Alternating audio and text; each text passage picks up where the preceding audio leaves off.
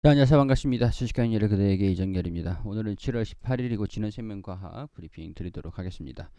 지능생명과학, 자, 이게 얘 같은 경우가 코로나 치료제 백신, SK 바이오사이언스를 안 볼 수가 없겠죠. SK 바이오사이언스가 백신을 품목 허가를 받았습니다. 품목 허가를 받았는데 반쪽짜리 백신이라고 이전에 뭐 보신 분들 계실지 모르겠지만 품목 허가를 받긴 받았어요. 근데 부스터샷 이 용도는 아니에요. 기초 접종. 근데 우리가 1차 접종이나 2차 접종, 3차까지 접종을 받은 사람은 SK 바이오사이언스 스카이코비원이죠. 스카이코비원에 대한 이 코로나 백신 접종 못 받거든요. 기초 접종을 대상으로 품목 허가를 내준 거기 때문에 1차 접종을 받으신 분들 같은 경우에서는 스카이코비원 접종을 못 받습니다. 근데 임상 부스터샷 용으로는 임상을 또 별개로 하고 있기 때문에 부스터샷 용은 추후에 다시 승인 여부들이 결정이 날 거예요. 자, 이렇게 보면은 우리 1차 접종률이 80%가 넘었습니다. 거의 90%에 육박을 했어요. 그러면은 10%, 많아야 10%거든요. 10%. 기초 접종을 이제 이 대상으로 받을 수 있는 사람들. 근데 이제 해외에 대한 이제 뭐 그 기축 그 기축 뭐라 해야 되지? 이제 그 개발도상국들 대상으로 코백스에 납품을 해서 실적을 반영을 시킨다. 그리고 노바백스에 대한 이 백신, 사실 뭐 이런 여러 가지 좀 우려감 있는 하반기에 이 실적이 좀 줄어들 수 있다라는 우려감들. 그러니까 결국엔 제가 말씀드리고 싶은 거는 백신에 대한 경제성이죠. 경제성, 사업성, 이런 것들이 있느냐, 실적에 대한 부분들이 있느냐. 우리가 지금은 다시 코로나가 확산이 되고 있다, 이런 소식들이 들려주면서 4차 접종까지 검토를 하겠다, 이런 얘기들이 점점 나와주고 있는 상황이에요. 그럼에도 불구하고 SK 바이오사이언스 같은 경우에는 이 사업성의 경제성, 이런 데에서 좀 부진할 거다라는 전망이 있음에도 불구하고 주가에는 이 기술력에 대한 부분들이 반영이 되고 기대감들이 반영이 되면서 주가가 강하게 올라갔었던 그런 상황입니다. 29%, 26% 올라갔고 19%까지 거의 뭐 40% 육박하게 30% 넘게 올라갔어요. 30% 넘게. 자, 이런 것들을 보면은 우리 진화생명과학 같은 경우에도 똑같죠. 백신도 하고 있고 치료제도 하고 있어요. 치료제. 여기에서 백신이 나와봐야 실적에 얼마나 반영이 될까, 여기에 대한 우려감들이 있는 상황들이기 때문에 경제성들을 봤을 때는 그렇게 뭐 긍정적이지만 않아, 이렇게 설명을 드리긴 했는데 그래도 주가에는 반영이 되더라. 얘는 역시 기대감이구나, 역시 기대감이었다. 주가를 움직일 수 있는 이 원동력이 중요한 거다. 원동력이 백신이고 치료제였다. 이렇게 볼 수 있는 상황들인데 최근에 소식이 있었습니다. 이거 말씀드리려고 말씀을 드린 거예요. 백신이 아니라 치료제, 확산세가 지속이 되고 있는 상황들에서 백신 접종률은 떨어지고 있지만 확산이 되면은 치료를 받아야 되잖아요. 그렇기 때문에 치료제, 4달 먹는 코로나19 치료제의 미국 임상 완료가 될 것이다 라는 소식이 들려주면서 GLS 1027 임상이 8월 완료 예정이다 라는 얘기들이 나와주면서 여기에 대한 결과가 사람들이 궁금하다는 거죠.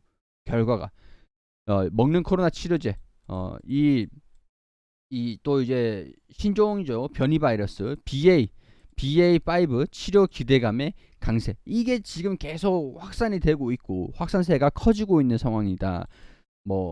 그래서 진단키트도 올라가기도 했었습니다. 오는 8월에 완료될 예정이다라고 하니까 여기에서 임상이 성공했는지 실패했는지 그거는 일단은 떠나서 주가가 올라가고 있는 상황들이다 라고 말씀을 드릴 수가 있겠죠. 그리고 이게 임상 이상이에요. 임상 이상, 3상이 아닙니다. 품목 허가가 바로 나오는 건 아니에요. 냉정하게 따지고 보면 우리 현명하게 팩트를 따지고 보자고요. 임상 1상이 진행이 되고 끝나야 2상이 되죠. 2상이 끝나야 3상이 되죠. 뭐 물론 중간중간에 중간 결과라고 해가지고 뭐 임상에 대한 기대감들, 이 딱 두 가지 부류가 있더라고요. 임상 1상 때는 좀 그렇게 크진 않은데 뭐 중간 결과에서 뭐 긍정적이었다, 긍정적, 그러면은 이상을 넘어가겠구나라는 기대감들이 반영되면서 발표가 되기 전에, 발표가 된 전후로 반영이 되더라고요. 그리고 임상 이상도 중간결과를 발표하고 임상 결과를 발표를 합니다. 결과를 발표를 하면은 3상 승인을 받았다 라고 했을 때 주가가 한번 뛰더라고요. 그리고 삼상 승인을 받았다. 이 결과를 발표. 지금 이제 그 진해세면과학이 위치가 여기잖아요. 여기 승인 여부들 그리고 결과가 어떻게 나왔는지 이게 지금 중요한 거죠. 지금 임상 2상이니까. 그리고 만약에 3상을 승인을 받았다라고 하면 더 뛰더라고요. 결과를 발표를 하고 긍정적인 결과를 발표를 하기를 바라고 있는 상황들이고, 승인을 받는다. 3상 승인을 받았다. 야, 그러면은 이 다음에 이제 품목 허가잖아요. 품목 허가. 품목 허가를 받을 수 있을 가능성들, 그래도 3상이니까 효과가 있다는 거 아닐까? 이제는 부작용의 싸움이거든요. 부작용. 이거를 먹었을 때 효과는 2상에서 어느 정도 검증이 된 거고, 3상에서 부작용을 한번 보자. 부작용만 없으면은 품목 허가가 나올 수도 있겠다라는 이 기대감들인 거죠. 그런 3상을 통과될 수 있겠느냐. 결과가 나오는 것들 8월 달에 나온다라고 하죠. 그게 지금 주가에 반영이 되고 있는 상황이라고 할 수 있을 것 같아요. 지금 이게. 자, 그리고 진해생명과학은 사실 실적이 좀 안 좋은 기업이다. 그렇다고 상장 폐지 사유가 되진 않는다라고 말씀을 드렸어요. 실적이 안 좋은 상황이면은 뭐 틀림없죠. 근데 이게 흑자로 돌아설 것이냐, 치료제가 개발이 되면은 실적에 반영이 될 수 있을 기대감들, 이게 지금 중요한 거예요. 3상을 진행을 하든 안 하든 간에 일단 2상을 통과되면은 긍정적인 결과가 있을 것 같다. 3상을 우리가 할 거다. 3상을 하면서 품목 허가를 나서 이거를 이제 다른 제약회사에 뭐 니네가 만들어서 이거 우리 라이센스 전달해 해줄 테니까, 우리가 기술을 수출을 해줄 테니까 니네가 이거 수입을 해가지고 약품을 만들어 제조를 해, 제약을 해, 제조하고 제조를 해서 판매는 니네가 해. 그리고 로열티를 우리가 줘. 그러면 일단 실적에 반영이 되잖아요. 여기에 따른 기대감들이 반영이 돼야 된다. 이건 좀 장기적인 얘기긴 해요. 왜냐면 이런 얘기들이 나와주고 있으니까 이렇게 설명을 드렸던 겁니다. 드렸던 거예요. 우리가 일정들을 알아야 되잖아요. 일정들을 알아야 되니까. 자, 그리고 VGXI죠. 우리가 그 아까는 이전에는 기대감이라고 할 수 있을 것 같고, 실적에 반영이 될 수 있는 기대감. 근데 VGXI는 실적에 연계 실적으로 반영이 돼야 되잖아요. 반영이 된다. 자, 그럼 이게 2분기에 시작을 할 거다라고 했는데 3분기로 연기가 되고 있는 상황들인 것 같고, VGXI가 뭐 공장 입주 허가는 받았다라고 했는데 기공식, 착공식 뭐 이런 것들을 하고 입주를 해가지고 산업화를 하고 있는지, 상업을 지금 하고 있는지, 이거에 대한 부분들은 의구심이 좀 있단 말이에요. 왜 소식이 없지? 왜 소식이 없을까? 근데 얘네가 1공장하고 2공장 그리고 또 신공장까지 하면은 매출이 1조까지 나오면서 영업이 연결 실적으로 진행생명과학에 반영이 될 거니까, 그러면 적자가 나오는 것들이 적어도 축소가 되겠네. 적자가. 그러면은 흑자는 언제 돌아설까? 시간이 좀 지나면서 흐르면서 흑자가 나올 수 있겠죠. 시간이 흐르면서 단지 시간이 좀 필요할 뿐이다. 시간이 필요할 뿐이다. 근데 우리가 2분기에는 시범 가동을 하고 있다라는 얘기들을 들었지만 상업화를 했다라는 얘기들은 듣지 못했습니다. 생산을 하고 판매를 하고 있다, 이 얘기는 듣지 못했어요. 3분기가 될 수가 있겠죠. 지금 3분기가 지나가고 있는 상황들이고 아직까지 이런 얘기들이 나와주지 않으니까.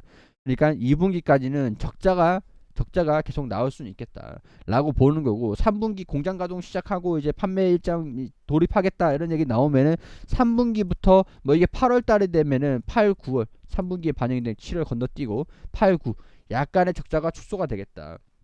그리고 4분기에는 온전히 반영이 되고, 그리고 또 이 신공장을 가동을 한다라고 하면은 추후에 또 이런 식으로 점진적으로 실적이 회복되는 거, 이게 지금 중요한 거다, 이렇게 말씀을 드릴 수 있을 것 같습니다. 물론 치료제에 대한 기대감들도 있는 상황들이고, 그리고 장기적으로 VGXI의 실적을 반영되는 것들도 있는 상황, 기대감들이 동반이 되고 있는 상황들이긴 하지만 우리가 아직까지 일정이 좀 남아 있는 상황들이고 결과를 예단하지 못한다는 것들, 이런 것들도 우리가 염두를 좀 해놓을 필요가 있다라는 거. 단기적인 관점이나 단기적인 관점이 좀 다를 수밖에 없습니다. 주가가 어느 정도 회복하는 모습들 보여줬죠. 17,500원 돌파를 못하면 주종을 받겠죠. 주종을 받으면은 이 구간 지금 15,000원대에서 지지를 받느냐. 지금 단기적으로 15,000원대 여기 이 부근들 지지를 좀 잘 받아주느냐, 이탈하지는 않느냐. 이탈한다 그러면 14,000원대 이탈을 하면은 저는 비중은 좀 축소를 시킬 것 같아요. 여기 이탈하면. 자, 근데 여기 이전에 충분히 매물이 나와줄 수 있는 구간들이긴 하니까 여기에서 매물을 소화를 시키고 돌파를 해주느냐. 여기 고점을 돌파를 하느냐, 여기 딱 보세요. 여기 윗꼬리 아랫꼬리 딱 보세요. 이게 14,000원대 이탈을 하면은, 여기 이탈을 하면은 14,000원이고, 그리고 여기 돌파를 하면은 16,000원 돌파를 하면서 17,000원이고, 17,000원대 여기를 돌파를 해줘야 추가적인 상승 흐름들을 기대를 해볼 수 있는, 여기서 놓을 수가 있어요. 근데 여기서 돌파를 못 해주면은 14,000원 여기서 이탈을 해줘버리면 다시 아래에서 잡는 게 방법이 될 수도 있다라는 거예요. 이런 전략들도 우리가 이렇게 움직이면 이렇게 해야겠다 라는 그런 대비책 정도는 가지고 있자.